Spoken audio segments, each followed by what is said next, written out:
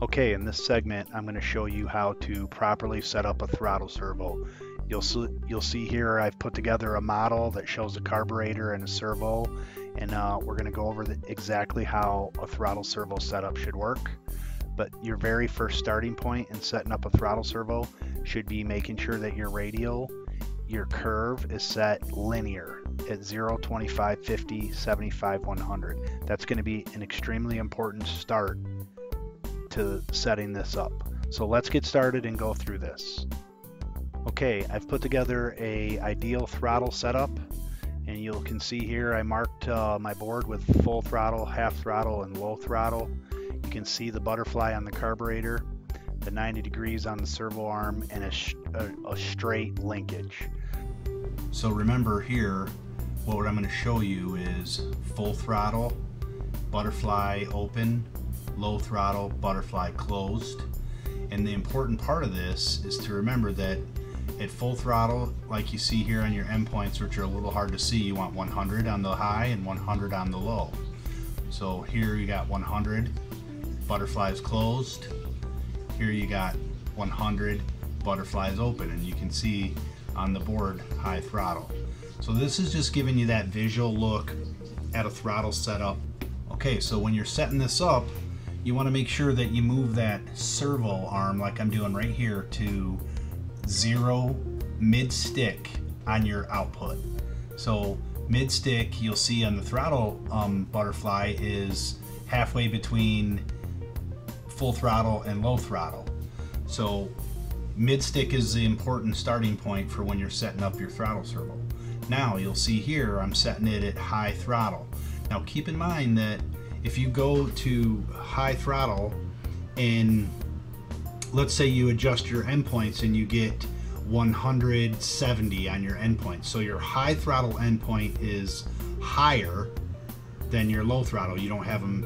What that means is that your rod that you see here, so your butterfly is 120 or 130 here, whatever you have. What this means now is you have to shorten this rod right here.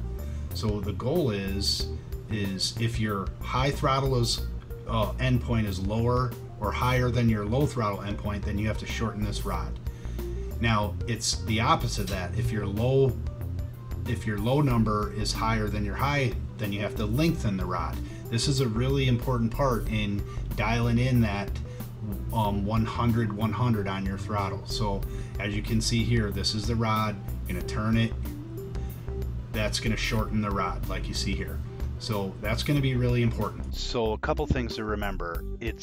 You went back at the very beginning and you set that linear throttle curve.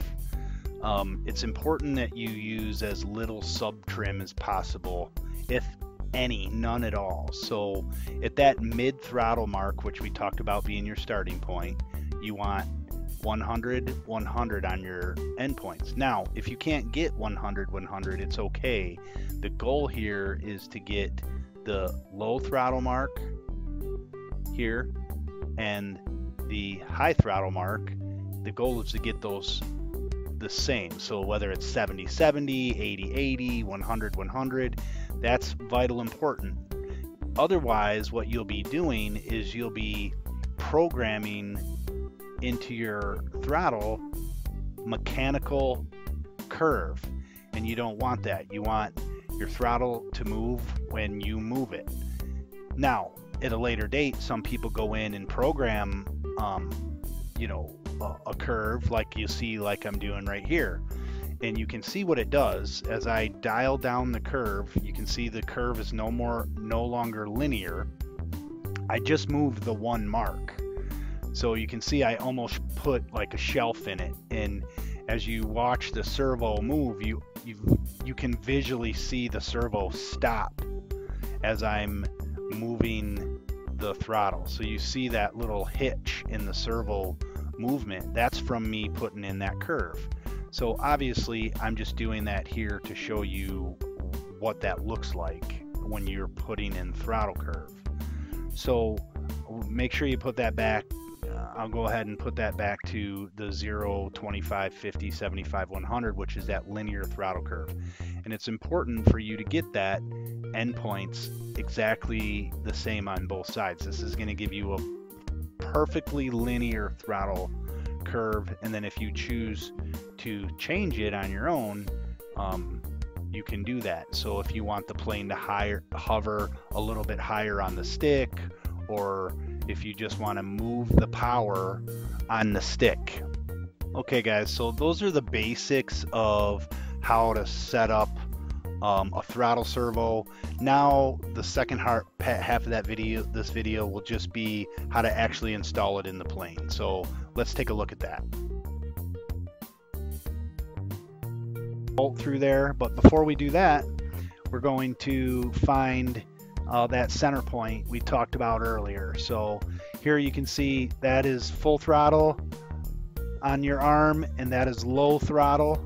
So again, the mid throttle point is right there in between, and then we're going to set our radio at the 0, the neutral mark, so mid stick, and that'll give us a very good starting point. So you can see here I'm setting it for mid stick, and I want to make sure on the monitor that says 0 on your servo output monitor. That way you know you're exactly at mid stick.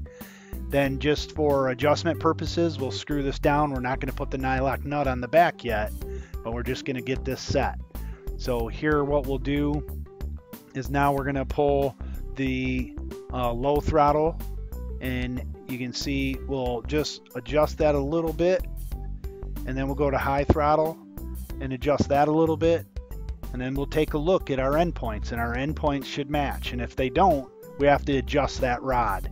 So again, if your number is larger, your endpoint is larger on the high throttle side, then you need to shorten that rod. So we're going to just continue to sort of fine tune this until we get, it's a pretty tedious process, but we're going to fine tune it until we get it perfectly right. So my endpoints right now set on this are 71, 71. So it's good servo resolution, a linear throttle curve, and 71, 71 on the low and high side throttle. That's and a straight servo rod. That's a pretty good throttle setup.